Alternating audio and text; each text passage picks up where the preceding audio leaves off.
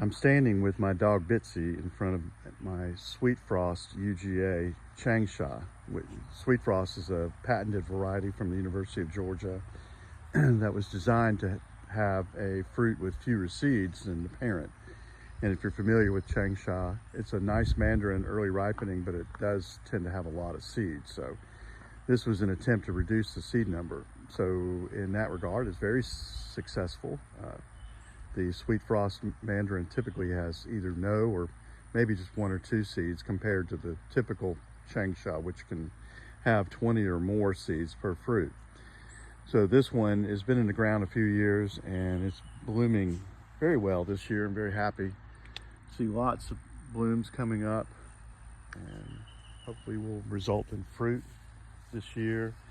This one is grafted onto Flying Dragon trifoliate orange, and Flying Dragon is a dwarfing rootstock.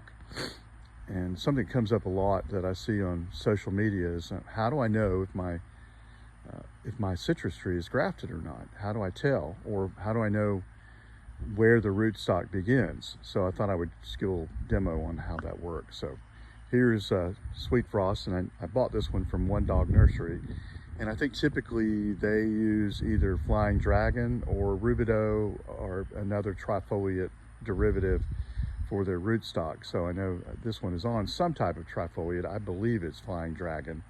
Flying Dragon, again, is a dwarfing rootstock. So this tree typically won't get larger than about 8 or 10 feet tall, which is great for the homeowner. So you're not having to get a tall ladder to climb up the tree to pick fruit, or having to excessively trim the tree to keep it to a level where you can pick the fruit. So let's take a look at the rootstock union. Here we got it, and as you can see, it's pretty clear.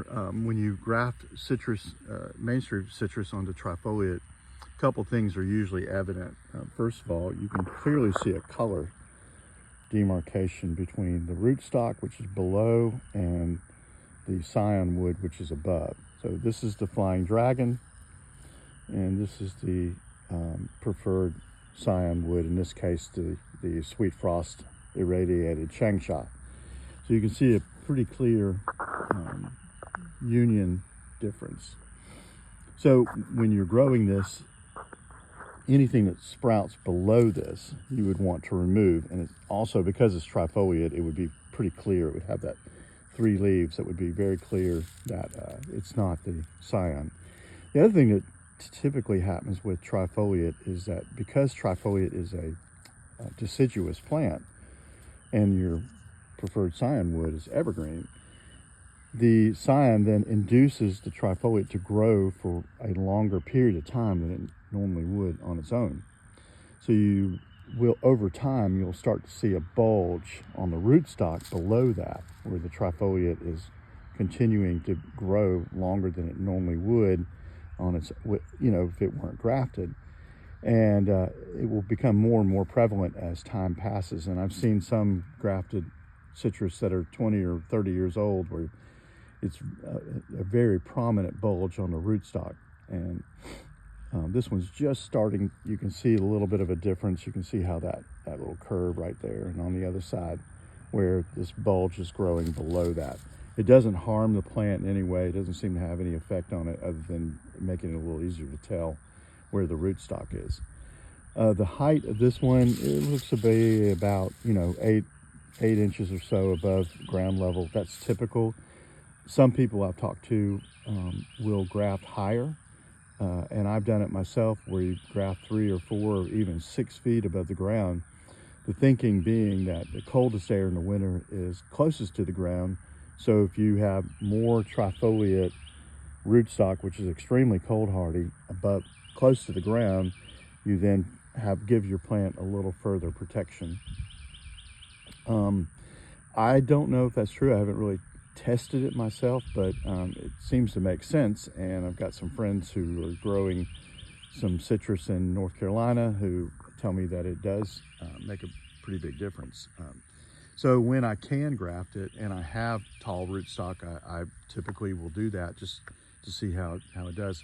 I do have 2 Sugar Bell right now, one that I bought from Madison Citrus Nursery and another one that was grafted. by a friend, and it was the one grafted by a friend is about 4 feet above the level, and it does seem to offer a little bit of cold protection. It's hard to tell. They are planted right next to each other, but the one that's got a little higher graft does seem to recover at least a little better from cold. I don't protect either one, but anyway, this video is to point out the differences between, or rather point out the how to tell if your citrus is grafted or not. And as you can see, just to go back over that one more time, there's the graft union. Go ahead and remove anything below that so you don't have rootstock overgrowth, and of course preserve and protect what's growing above. Thanks again for tuning in. I hope to see everybody soon.